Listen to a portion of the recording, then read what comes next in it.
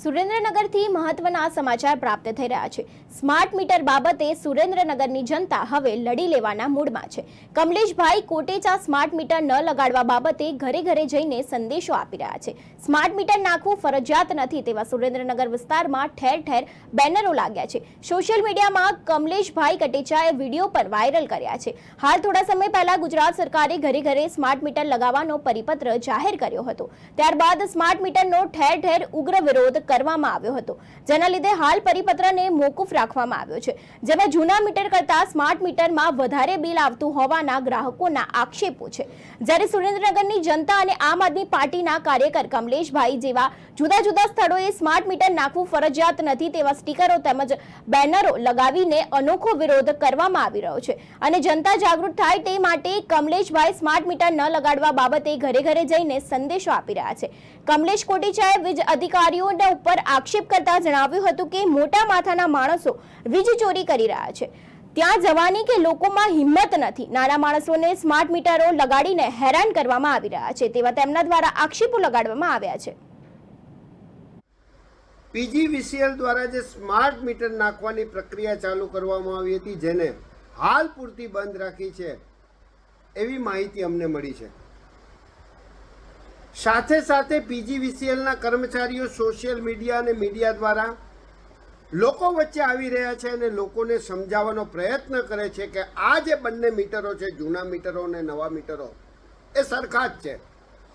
આ મીટરોમાં નાના, મધ્યમ અને ગરીબ વર્ગના લોકોને કોઈ પણ જાતની તકલીફ નથી। જે જૂના મીટરમાં લાઇટ બિલ આવતું હતું એટલું જ લાઇટ બિલ આમાં આવશે। જે વીજ વપરાશ જૂના મીટરમાં હતો એટલો જ વીજ વપરાશ આમાં રહેશે। તો હું પીજીવીસીએલના અધિકારીને કહેવા માંગુ છું કે જો બંનેમાં કંઈ ફેર ન હોય, વીજ વપરાશ એક જ સરખો રહેતો હોય, તો અમારે ગરીબ, મધ્યમ અને સામાન્ય પરિવારને આ તમારું સ્માર્ટ મીટર જોઈતું નથી।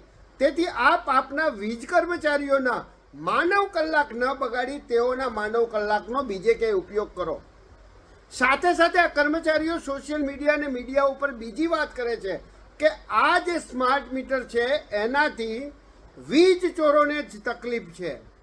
ખૂબ સારી વાત છે, હોઈ શકે, પરંતુ હું કમલેશ કોટેચા વીજ અધિકારીઓને કહેવા માંગુ છું કે તમે આટલા વર્ષોથી વીજ કંપનીમાં કામ કરતા હોવા છતાં શું તમને ખબર નથી કે વીજ ચોરો કોણ કોણ છે? તમે જાણો છો, તમને ખબર છે, પરંતુ અહીંયા જવાની તમારામાં તાકાત નથી।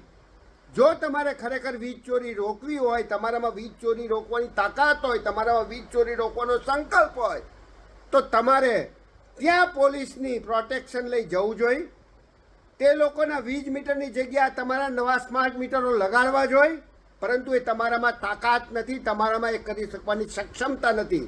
એના કારણે એ વીજ ચોરોને ત્યાંથી જે આર્થિક મારણ પડે છે, જે ખોટ પડે છે, ખોટને સરભર કરવા માટે તમે આ મધ્યમ, ગરીબ અને નાના વર્ગના લોકોને ત્યાં વીજ મીટર લગાડો છો ને આર્થિક ભારણ આપો છો।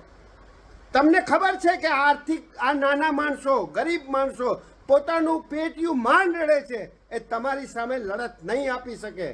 પરંતુ આપને કહેવા માંગુ છું કે અમે અમારી આખી ટીમ લોકો વચ્ચે જઈ લોકોને જાગૃત કરી તમારી સામે આક્રમકતાથી લડત આપીશું। ફરી વખત તમને કહીએ છીએ કે ગરીબોને, મધ્યમ વર્ગને અને સામાન્ય વર્ગનું આર્થિક શોષણ કરવા માટેનો જે આપનો પ્રોજેક્ટ છે એ પ્રોજેક્ટને અભ્રયે ચડાવી દેજો। એ પ્રોજેક્ટ અમે કોઈ પણ સંજોગોએ ચાલવા દેવાના નથી। ખરેખર જો તમારે વીજ ચોરી રોકવી હોય, વીજ ચોરોને પકડવા હોય, તમારામાં તાકાત હોય, તો એ વીજ ચોરોનો ડાટા તમારી પાસે છે, પરંતુ એ વીજ ચોરોનું આર્થિક ભારણ તમે સહન ન કરી શકવાના કારણે એ આર્થિક ભારણ જો તમે ગરીબ, મધ્યમ વર્ગ અને નાના લોકો ઉપર નાખવા માંગતા હોય તો અમે કોઈ સંજોગોમાં ચલાવી લેવાના નથી। ફરી વખત તમને આ વાત ધ્યાનમાં મૂકું છું, આ પ્રકારની ગતિવિધિ આપ ન કરશો એની આપને બે હાથ જોડીને વિનંતી કરું છું।